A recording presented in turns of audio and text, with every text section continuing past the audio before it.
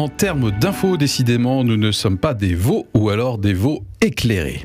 Pour éviter de suivre et de subir aveuglément l'actualité, il est bon de temps en temps de prendre un peu de recul. Justement, pour cette émission rétrospective et en ces temps footballistiques, nous allons évoluer en 3-2-3. 3 sujets sélectionnés parmi ceux traités précédemment. Et ça fait pas 11. 2 bénéfices. C'est ce que je dis, leur banque. Vous me perturbez, messieurs. Ça fait pas 11. 2 bénéfices visés à travers cette émission, qui est bien sûr de vous éclairer dans la continuité et de confronter nos précédents éclairages au gré de l'évolution de cette actualité. Et à chaque fois, donc, 3 axes. Nous allons, avec vous, chers auditeurs, chères auditrices et ceux qui nous regardent, réactualiser le sujet.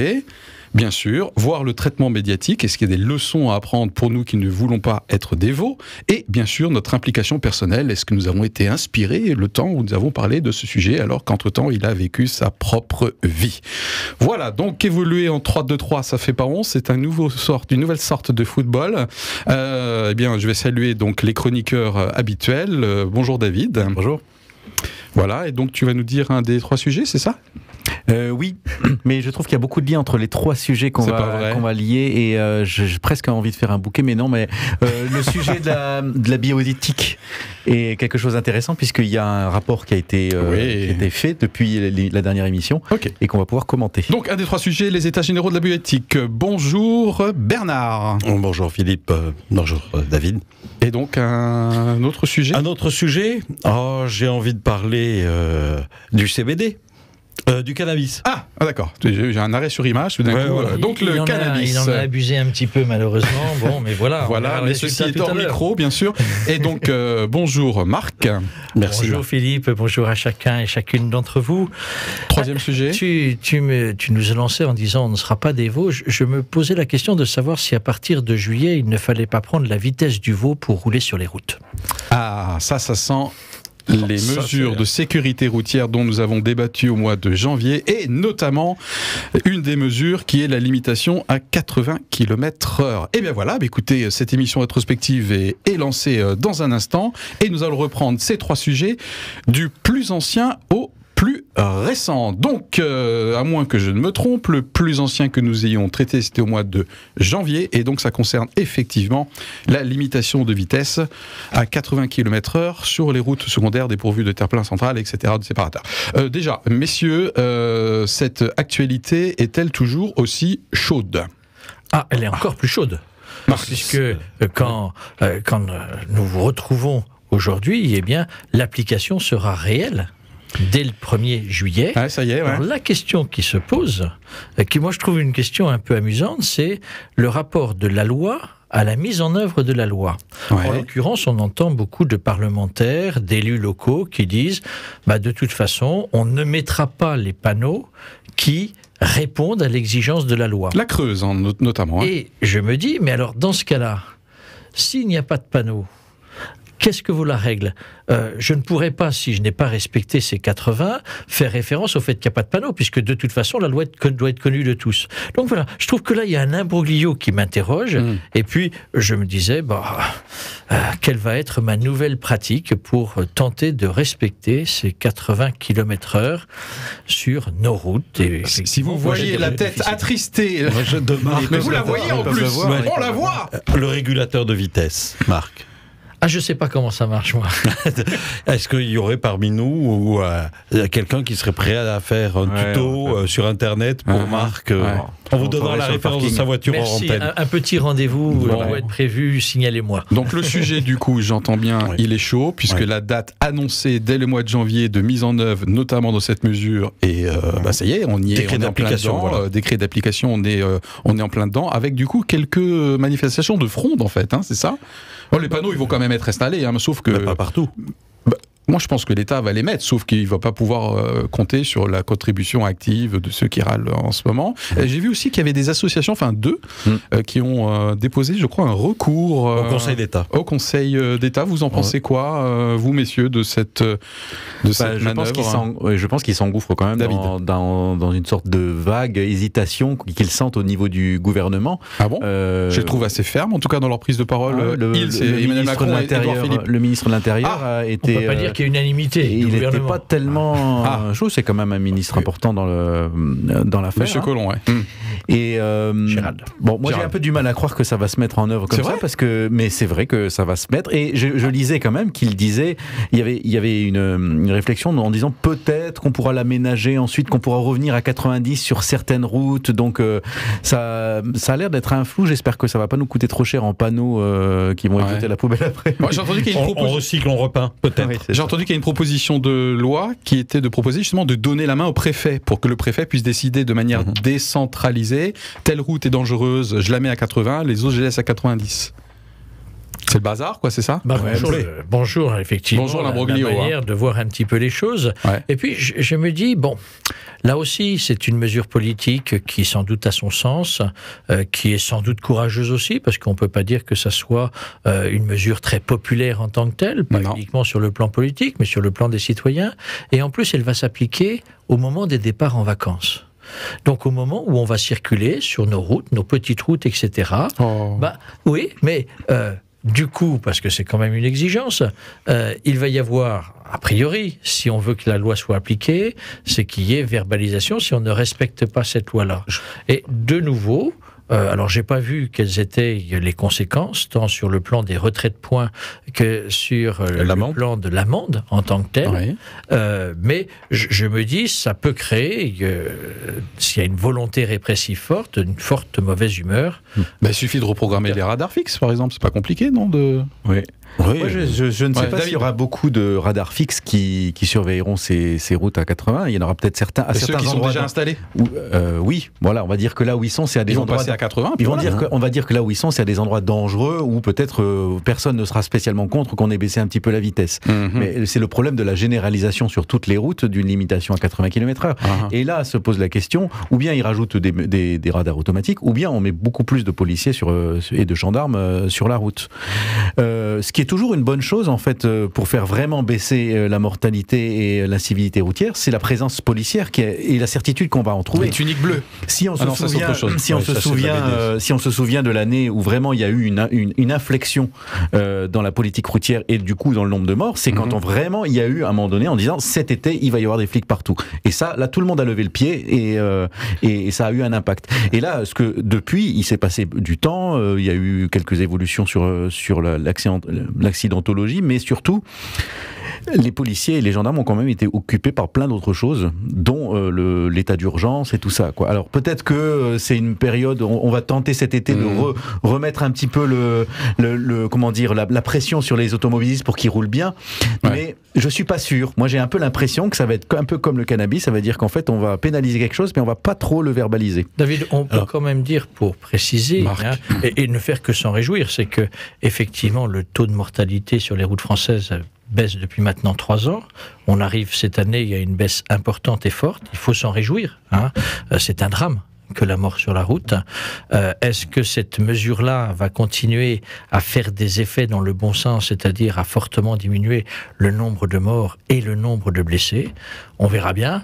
Maintenant, c'est de l'incontournable. Il va falloir s'y confronter et sans doute, au moins je parle pour moi, tenter de changer un petit peu mes pratiques de conduite. Qu'on le veuille ou non, oui, mais qu'on le veuille ou non, il faudra s'y faire, je pense. Mais il y a quelque chose que Marc disait tout à l'heure par rapport au mécontentement des automobilistes. Pour moi, ça fait écho à un des spots de la sécurité routière qu'ils sont en train de diffuser dans les salles de cinéma, les flyers 13 mètres, puisqu'on économise 13 mètres de fréquence de distance, paraît-il, en passant de 90 à 80. De distance de freinage. De distance de freinage, ce qui peut faire la différence. C'est superbe. Ça peut faire la différence. Mais il y a un de leurs spots qui dit, mais regardez, quand il a fallu instaurer la ceinture de sécurité, tout le monde a crié. Maintenant, tout le monde la met. Quand on est passé au taux d'alcoolémie, tout le monde a dit, mais qu'est-ce que c'est? En France, on boit du vin, c'est pas de l'alcool. Ça y est, tout le monde... Voilà. Donc, il y aura sans doute un effet un peu monté en température, même si on descend le thermomètre de 90 à 80. Wow, mais bon. Quelle belle image. Et du coup, est-ce que vous y croyez, vous, au fait que l'expérimentation pendant 2 ans, si jamais ça marche pas, on revient en arrière? C'est ce qu'Emmanuel Macron a dit. La vignette, c'était pour payer... Moi, j'y crois. La retraite des personnes âgées. Donc toi, tu sens pas y croire parce que tu es assez ironique là, l'air de complètement. Rien. David y croit. Ouais, moi, c'est comme ça, un sentiment. Ok. Après, il y a eu des mesures nécessaires qui ont été prises à l'encontre d'une population, enfin finalement la population s'adaptait. Ça ne veut pas dire que toutes les décisions après sont bonnes. Hein. Moi, je sens vraiment que ça flotte. Bon, flotte. Moi, Marc, j'y crois. Avant qu'on passe au deuxième sujet. Tout petit peu. J'y crois parce que je crois que derrière, c'est aussi une incitation à penser un peu différemment la réalité de la capacité de nos voitures, et en particulier en termes de vitesse. Et c'est de dire, il faut que l'on construise demain des voitures qui consomment moins. Et ça, c'est important. On sait que la vitesse fait consommer plus, soit plus sécurisante en tant que telle, et peut-être qui nous amène à penser notre philosophie, notre approche du transport un petit peu différemment. Voilà, vous avez compris, je suis pas obligatoirement un adepte, j'ai tendance à rouler trop vite, mais en même temps, je me dis derrière, ça rentre dans la logique d'ensemble de comment repenser notre manière de vivre au quotidien pour penser notre rapport à l'environnement différemment demain, et donc notre rapport à l'autre différemment demain. Waouh. Du coup, est-ce que l'un d'entre nous aurait évolué? Apparemment pas, par rapport à notre opinion qui transparaissait lors de l'émission du début d'année par rapport à maintenant? Moi, j'étais pas là pour cette émission. Il avait eu un retrait de points. Il faisait un retrait de points. J'avais peur de devoir avouer combien de points j'ai perdu. Ah oui, c'est vrai, j'avais commencé. Moi, j'ai l'impression d'être dans les mêmes dispositions. Okay. Je ferai ce qu'il faut faire pour garder mes points et pas donner trop d'argent pour une erreur de ma part. D'accord, très bien. Marc, une évolution chez toi Alors l'évolution aujourd'hui, très clairement, si je vais être vrai avec moi-même, elle n'est pas manifeste. La question, c'est de se dire, on comprend bien que la route, c'est un espace partagé. Et un espace partagé sur lequel je suis, confronté à dire je peux être pressé, mais le pressé peut amener des drames. Et 2, c'est donc de m'amener à pouvoir dire je peux me déplacer, et finalement ce que nous disent à chaque fois les grands adeptes de la réduction de vitesse, eh bien finalement vous ne perdrez pas beaucoup plus de temps en roulant à 80 au lieu de 90. Voilà, on va voir. Voir. Alors s'il y a bien un argument pour défendre, pour être contre, que je ne partage pas, c'est effectivement les arguments, mais on est déjà enclavé, à 80 km/h ça sera pire, vous faites une différence avec les territoires ruraux, j'entends souvent cet axe d'argumentation, j'avoue que je ne le partage pas. En revanche, de mon côté, moi j'ai pas du tout évolué, je suis toujours pas convaincu par l'argumentation chiffrée et technique, puisque aujourd'hui, effectivement, le nombre de morts, s'il est stable ou s'il monte, ce n'est pas tellement, à mon avis, par rapport à ces routes, c'est par rapport aux personnes fragiles, donc piétons, les motards bien entendu, et les personnes de plus de 65 ans, et que la mortalité notamment des moins de 24 ans a baissé de 30% depuis 2010, donc les chiffres sont au vert. Donc pour moi, il manque au moins en termes de je suis prêt à être convaincu, mais il manque vraiment en termes de profondeur, et j'ai horreur qu'on stigmatise une population et qu'on la culpabilise, notamment avec les spots que vous évoquiez. Bon voilà, donc du coup moi je suis encore plus remonté qu'avant. Oui, alors je sais pas si c'est vrai, mais je crois avoir lu, et tant pis si c'est vrai, c'est dommage,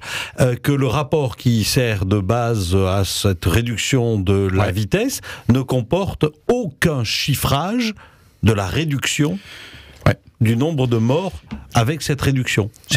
On pourrait avoir une hyperéquation avec des trucs dans tous les sens, mais il n'y en a même pas. Plus globalement, moi, ce qui m'inquiète, c'est au fur et à mesure l'augmentation du nombre de choses qui sont interdites ou encadrées. Et plus globalement, c'est quelque chose, une tendance inflationniste, je trouve, qui m'inquiète. C'est pour ça que j'ai beaucoup de doutes sur le fait qu'on revienne en arrière. Bon. Ce que tu disais, juste pour terminer, Marc. Philippe, parce que c'est vrai que c'est...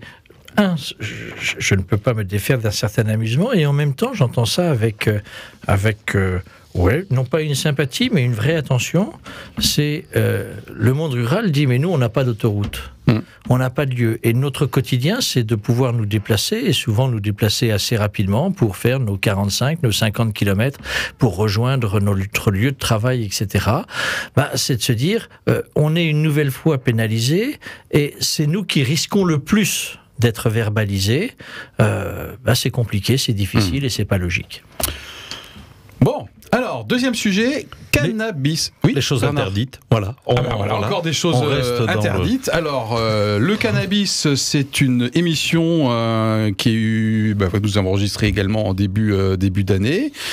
Et le thème précisément, c'était quelle évolution de la législation, notamment en France, au regard des évolutions dans différents pays. Et notamment, c'était une promesse du candidat Macron. Et nous avions pu voir lors de cette émission que c'était quelque chose qui bougeait pas mal, mais apparemment pas trop chez nous. Voilà, alors déjà, premier petit tour de table rapide. Qu'est-ce qui s'est passé sur les derniers mois sur ce sujet? Est-ce qu'il s'est passé quelque chose sur le cannabis? Oui, non, on en est où en ce moment? Je sens que Bernard est très attaché à ce sujet-là. Alors, je crois qu'il avait avoué... Ah non, c'était pas ça. Non, c'est pas moi, on m'a dénoncé. Ah, c'est vrai. À tort ou à raison, mais peu importe, je n'ai pas revenir là-dessus. Pourvu que le mal soit fait. Moins de 0,2 ou... Voilà, alors la loi vient de fixer, ou rappelle que la substance, le cannabis, ne peut pas être vendu s'il y a un taux de 0,2% de THC. THC, c'est la substance psychoactive. Psychoactive, voilà. Donc maintenant, on trouve sur le marché, ça commence à arriver en France, du cannabis light, c'est-à-dire qui a un taux de THC inférieur à 0,2%, c'est ce qu'on appelle le CBD pour cannabidiol. J'ai regardé, j'ai vérifié avant de venir, cannabidiol. Bravo. Et alors, on commence à trouver à Mulhouse, il y a des espèces de coffee shop. En fait, c'est des bureaux de tabac, souvent, non? Oui, mais non. Alors, il y en a qui versent à fond dans l'ambiance néerlandaise, avec tout ce qu'il faut pour fumer, mais ils n'ont pas le droit de dire qu'on peut fumer ce cannabidiol. Et puis d'autres qui transforment leur lieu de vente en laboratoire médical presque. Et ce sont des substances qui sont juste là pour aider à se détendre. J'ai quand même vu qu'il y avait une initiative des buralistes en France, justement, puisque j'ai même trouvé une certaine ironie qui dit Monsieur Macron, vous nous avez demandé de nous diversifier face à la baisse des recettes suite au matraquage des taxes sur le tabac. Et ben nous on se diversifie. Et ben voilà. Vous avez vu ça ? De fait, ça se répand beaucoup. Marc. Visiblement, de fait, ça se répand beaucoup. Alors moi, je suis pas en capacité de pouvoir le mesurer. 1, parce que je ne suis absolument pas consommateur. 2, parce que voilà, c'est pas un sujet qui m'enthousiasme et me passionne. Ce que je relevais, c'est la nature, semble-t-il, réaffirmée de la ministre de la Santé d'être en difficulté pour légiférer. Agnès Buzyn.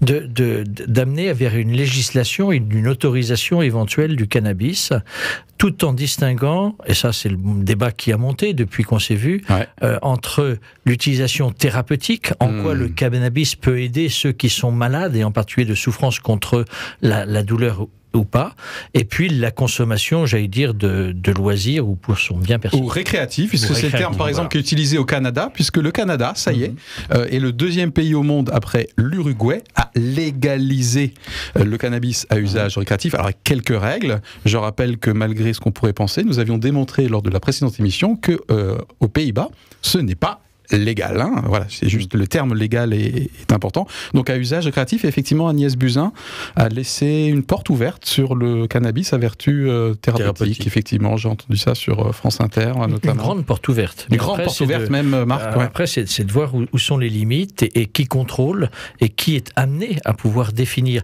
tant dans le mode de production en tant que tel, que dans la manière de consommer quand on en a besoin sur un plan thérapeutique. Ouais, David.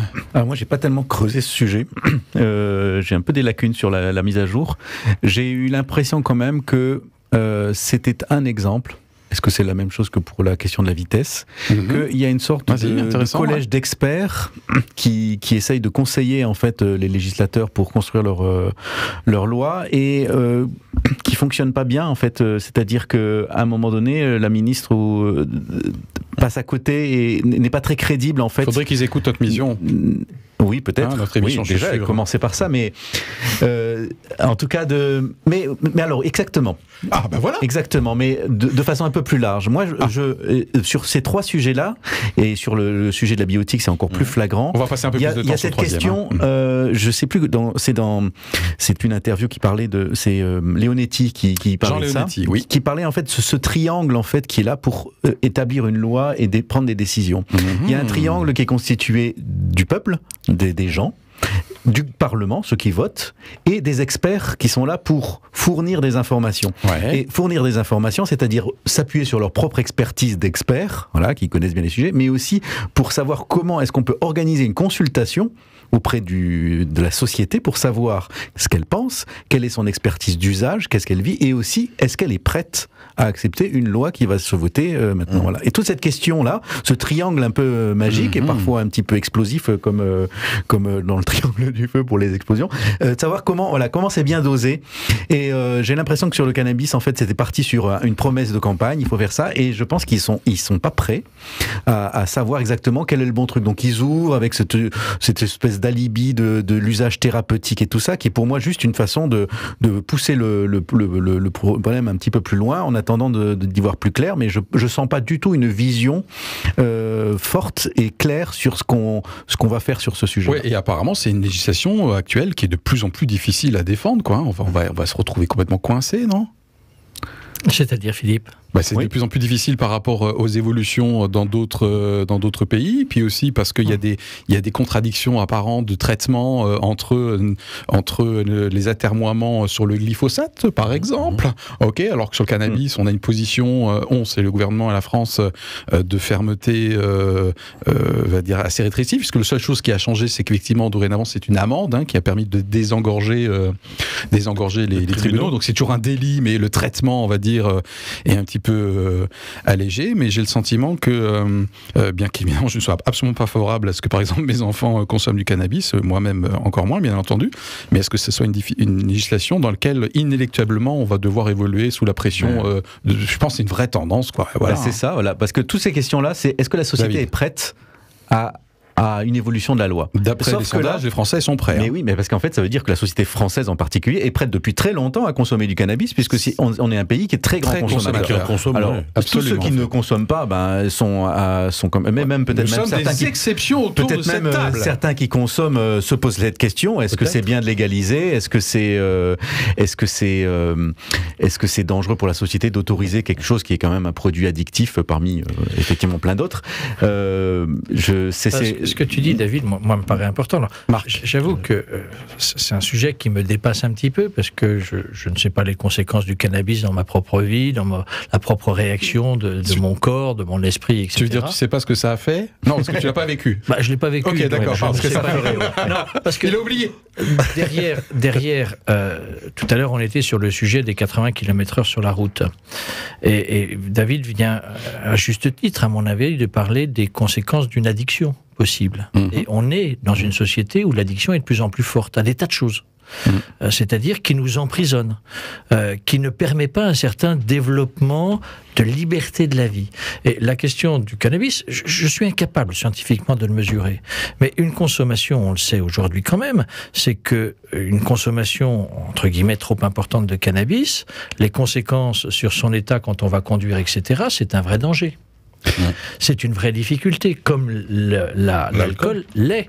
Alors, bien sûr, l'alcool aujourd'hui, pour la conduite, on l'a fortement régulé en tant que tel. Est-ce qu'il faudra faire la même chose ? Quelles conséquences ça a par rapport à l'autre ? Pour la conduite, c'est fait. Alors, justement, fortement la réguler. On l'a régulé, on l'interdit. Mais on l'interdit sur la route, c'est ce que je voulais dire. Voilà, pour autant, je ne considère pas l'alcool comme un produit dont on ne va pas... Enfin, on essaie de réduire sa promotion, mais c'est un acte de la vie quotidienne, un plaisir de la vie même que de boire. J'ai trouvé intéressant dans un des articles de la part de quelqu'un qui est médecin, effectivement, notamment par rapport à l'ivresse, donc l'alcool, de bien distinguer un comportement qui n'est nuisible qu'à soi de celui qui est nuisible à d'autres. Oui. Apparemment, vous et moi, nous avons le droit de dépasser la dose autorisée d'alcool dès lors qu'on reste à domicile. Par contre, pour prendre le volant et du coup être un danger sur la route, c'est ultra réglementé. Et cette tribune disait, pourquoi ne pas faire la même chose pour le cannabis, puisque effectivement, sur la route, le cannabis, c'est clairement très dangereux.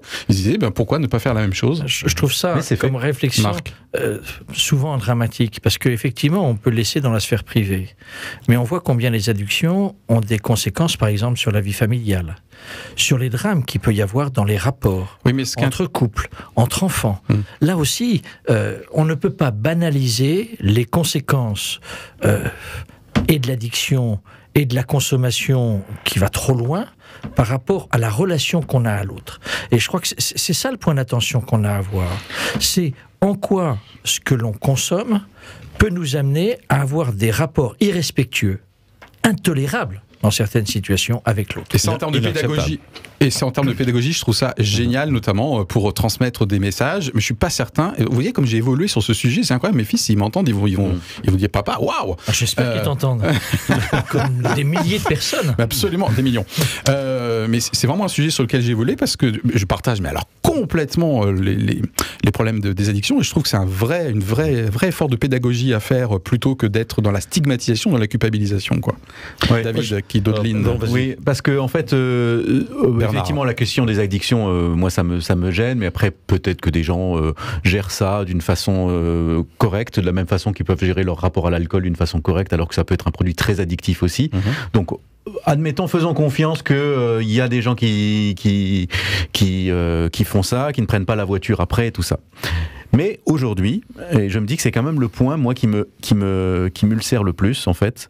Aujourd'hui, le fait d'acheter du cannabis nourrit une économie parallèle, c'est clandestine, ce que tu disais déjà, délinquante. Et moi, ça me rend malade parce que je me dis, on entretient des problèmes gravissimes dans certaines banlieues où des gens ont bien mieux à faire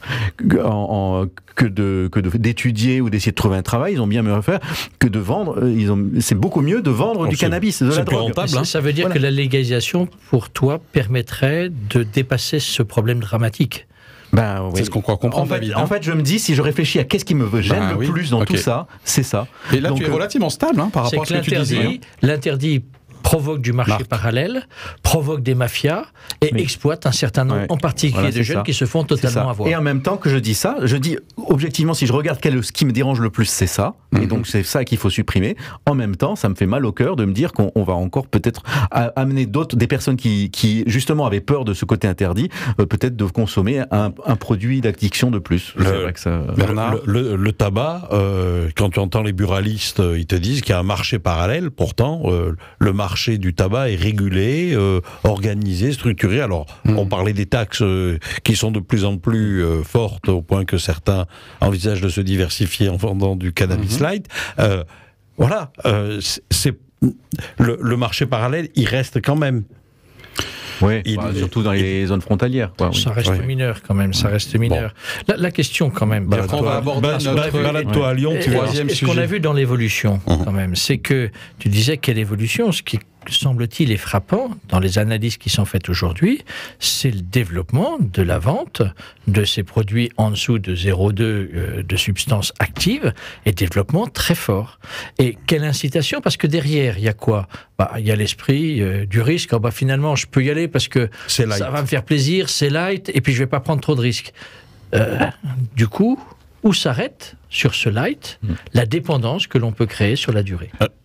Juste Bernard, pour détendre un tout petit peu l'atmosphère. J'ai un téléphone qui, contrairement à moi, est un smartphone, donc un téléphone intelligent, sur lequel une de mes filles, qui a dépassé la trentaine, il a besoin qu'on le rassure. m'a dit tiens, il y a un truc qui est très...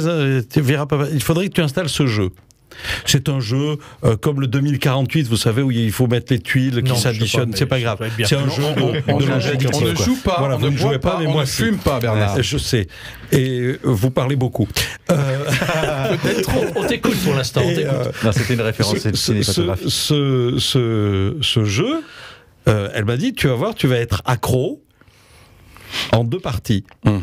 Eh ben, je peux vous dire que je suis accro à ce jeu. Alors, c'est juste pour dire qu'il y a des addictions dont on peut sourire, et puis d'autres qui sont beaucoup plus graves. Voilà. 2 choses pour terminer. À noter qu'au Canada, il y a certaines provinces qui résistent à cette légalisation, et dont le Québec. Et puis, à chaque fois qu'on parle d'addiction, ça me fait penser, je trouve, au vide sidéral qui est proposé aujourd'hui dans notre société, à moins d'avoir une recherche soi-même, notamment peut-être de spiritualité, et qu'on nous explique un peu, mais quel est le sens de tout ça ? Et je pense qu'il y a vraiment un effort de pédagogie, notamment pour nous qui sommes dans des positions des fois de transmission, pour peut-être compenser ces manques qui font qu'à un moment donné, j'ai besoin d'addiction. Tu es quand même au cœur de ce qui est l'essentiel et de ce qu'on a, me semble-t-il, envie de partager dans Éclairage. Absolument. C'est quelle quête ? quelle quête ? Et quels sont les chemins qui nous permettent d'aller dans cette quête, de reconnaître le sens de notre existence, de trouver la joie dans notre vie, d'être bien dans la relation à l'autre. Et on voit bien que sur tous ces éléments-là, bien sûr qu'on est dans des pauvretés quotidiennes, mais qu'en même temps, des chemins sans moyens extérieurs, le propre chemin, il est en nous. Il n'y a pas de doute. Et pour nous, croatillants, je crois qu'il est dans la rencontre. Il n'est pas qu'en nous, alors. Il n'est pas qu'en nous, le chemin. Si on en tant que croyant. Si, parce que si notre réalité, c'est de dire, laissons Dieu habiter notre vie. Et faire que cette espérance, cet amour baigne notre vie et donne du sens, de la joie, de l'attention à l'autre au quotidien. Ok, donc l'être humain a besoin d'un autre plus grand que lui, en l'occurrence, que tu nommes Dieu, là. Si tu veux, mais c'est pas une substance. Ah oui, non, clairement. Mais c'est un moyen, si tu veux. Et en plus, elle est en vente libre. Et gratuite, même si elle n'est pas bon marché. Dans un instant, le 3e sujet. Éclairage, éclairage, éclairage. Sur une tendance de société, sur une actualité, un débat pluriel et surtout, de bonne foi.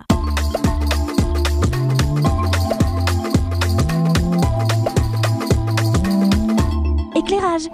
Nous sommes dans une émission rétrospective et donc nous évoluons aujourd'hui en 3-2-3 et nous abordons maintenant pour terminer le 3e sujet donc que Marc nous avait annoncé. Ah non, c'était Bernard tout à l'heure. C'était David, ben voilà, j'avais 2 chances sur 3, c'est bien. Donc retour, terrible, hein. Non, c'est pas terrible comme pronostic, j'espère. 3, ça fait 0 sur 3 là. Voilà, dans une atmosphère toujours aussi bienveillante, j'adore. États généraux de la bioéthique, c'est un sujet que nous avons abordé bien sûr dans Éclairage il y a quelques semaines, quelques mois même.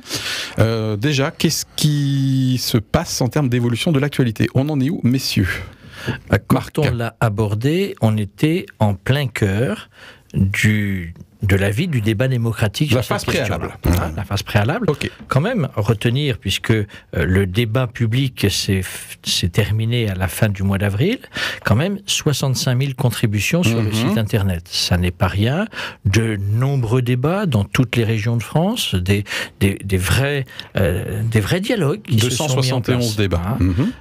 En même temps, et c'est ce que met en avant le président du comité consultatif, c'est que le constat qu'ils font, et je pense qu'il est juste, c'est que ceux qui ont contribué et participé à ces dialogues, ce sont des gens qui s'intéressent à cette question-là et qui ont déjà une certaine forme d'expertise.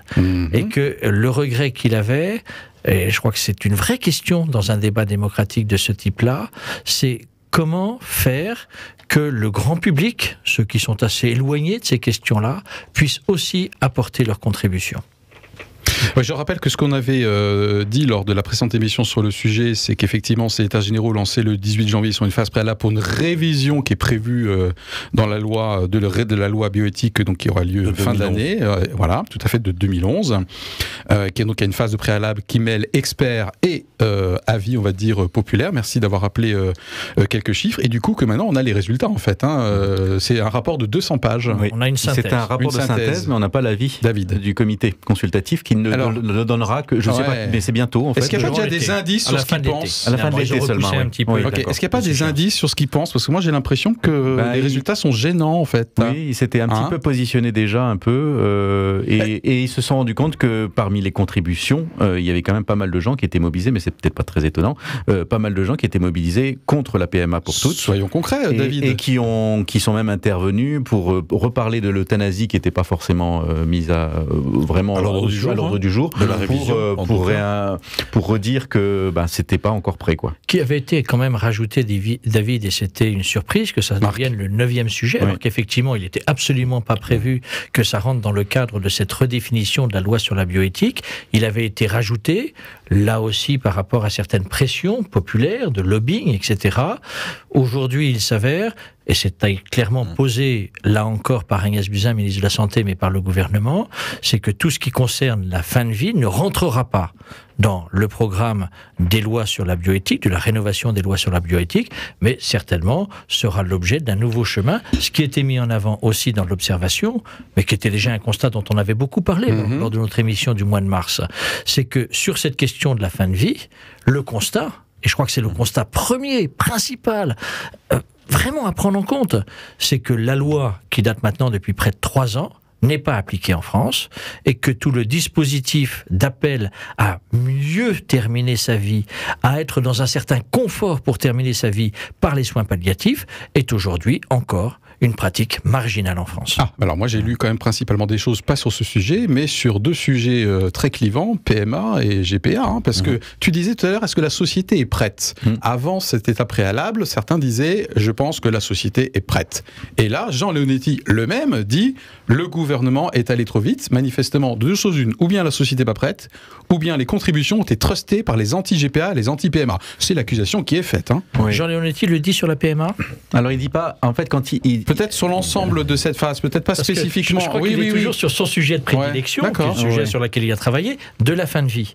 Et là, il a dit, on ne peut pas. Il parlait aussi de la PMA pour toutes. Mais ce qu'il voulait dire, je pense, c'est que c'est pas que la société n'est pas prête, c'est-à-dire que pas prête en immédiat, c'est il voulait dire ça, mais il a aussi rajouté, c'était aussi que ça nécessitait plus de temps d'information à la population pour qu'elle puisse vraiment prendre le temps de contribuer et de s'élargir.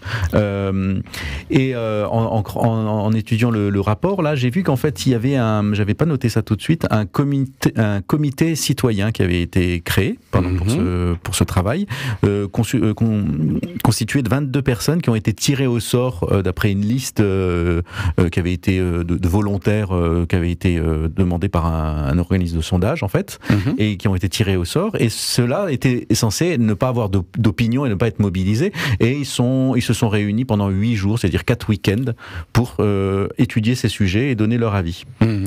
Et moi je me dis, voilà, le comité consultatif avait 2 missions qui sont pas forcément toujours évidentes, mais d'une part de donner son avis d'expert et en même temps d'organiser la consultation de la façon la plus neutre possible, ce qui est pas toujours évident de faire les deux en même temps, et de faire le plus neutre possible et de vraiment faire participer la société française. Et là je pense qu'on est encore des bébés de la démocratie dans ce domaine-là. On a plein de choses à inventer. Il y a plein de mouvements qui font ça,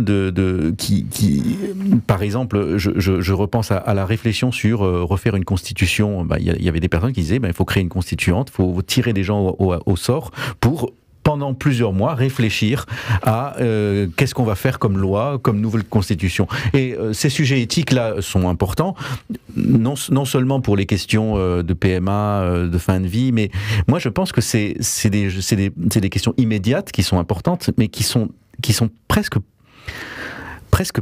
petites par rapport à tous les problématiques qui vont arriver par la suite, avec vraiment le développement des techniques biologiques, informatiques et tout ça, qui vont nous faire exploser toutes nos questions. Et là, si on ne s'est pas équipé pour que on arrive à décider à 65 millions de personnes qu'est-ce qu'il faut qu'on fasse et comment on se tient les coudes et on prend des décisions, ça va pas être évident, parce que sinon ce qui va se passer, c'est qu'on va subir finalement les choses et la loi ne va être faite que pour rattraper un état de fait imposé. Mais là, a priori, quand même, même si c'est imparfait, si c'est peut-être encore un peu rapide, et le gouvernement s'est donné le temps, sauf que j'ai le sentiment que le résultat ne leur plaît pas trop, ça les arrange pas, parce qu'il y a plein de contres, et puis du coup, il y a quoi ? C'est la manif pour tous d'un côté, ça va les influencer. Non, peut-être pas. Sur la PMA, GPA, précisément, apparemment, voilà, c'est contre. Apparemment, il n'y a pas de conclusion claire et tranchée qui se met en avant. Alors effectivement, il y a eu ce que met en avant Delfraissy, le président du comité d'éthique consultatif, c'est qu'ils ont pu observer, ce qui je crois n'est pas faux, qu'il y a eu une mobilisation des contres nettement plus forte. Et que, en résultat, dans un débat dit démocratique de consultation sur Internet, il est difficile de voir ces petits et de voir si le résultat de ces débats, et donc le résultat de la synthèse, tu disais la synthèse est un peu tronquée, c'est très compliqué de voir si effectivement c'est une synthèse qui reflète l'état de la préoccupation de l'opinion française ou pas. Ça, je crois que c'est compliqué. Ce que je trouve intéressant, c'est que, et là aussi le président Delfraissy le met en avant, c'est que il y a des attachements très forts qui sont ressortis. Premier attachement, et qui va amener des contradictions, l'autonomie de la personne, l'autonomie du choix de la personne, sa liberté de pouvoir faire ce qu'il, entre guillemets, a envie de faire. Et 2, et ça je crois que c'est quand même une des grandes craintes par rapport à la PMA et surtout la GPA, c'est le risque de commercialisation de l'être humain en tant que tel, dont on avait beaucoup parlé. Tout à fait. Donc là, c'est des points mis en avant avec une nouveauté qu'il met et qui, je crois, est vraiment à prendre en compte dans la manière dont parlait David, comment ce débat démocratique sanitaire peut évoluer demain. C'est quand même une résistance, voire une défiance vis-à-vis du corps médical et du corps scientifique devant les développements des évolutions scientifiques, mais au service de quoi et dans quelle maîtrise. Et aujourd'hui, cette sphère médicale et scientifique qui avait une aura remarquable, cette aura est un peu attaquée en disant on ne peut pas faire n'importe quoi. Bernard, j'ai envie de rebondir sur ce que disait David tout à l'heure, où il parlait de ce fameux triangle. Ouais. Et on est là, effectivement, dans une situation où le côté expert du CCNE, donc du comité consultatif, et le côté législatif, après qui va revoir la loi, se trouve avec une troisième phase du triangle qui, en fait, ne leur semble pas consistante. Ouais. Pas suffisamment consistante pour que le triangle tienne. Moi, j'ai quand même l'impression que si les résultats avaient été dans le sens de ce qu'ils veulent, ils auraient dit, bah voilà un bel exercice démocratique, c'est super, voyez, on a le Stampfel, comme on dit ici, et puis là, mais peut-être que ce sont les antiques qui sont mobilisés, donc du coup, c'est pas représentatif, il faut voir. Si ça peut amener, je partage éventuellement ton avis, Philippe, mais quand même, je te trouve bien sévère. Ah oui, je suis très sévère. Non, bien sévère parce que je suis pas sûr que ça soit juste. Il peut y avoir une analyse de la manière dont ce débat s'est produit et des résultats, et un questionnement par rapport à cela. Pour autant, le comité consultatif met en avant que c'était une première qui a remarquablement fonctionné.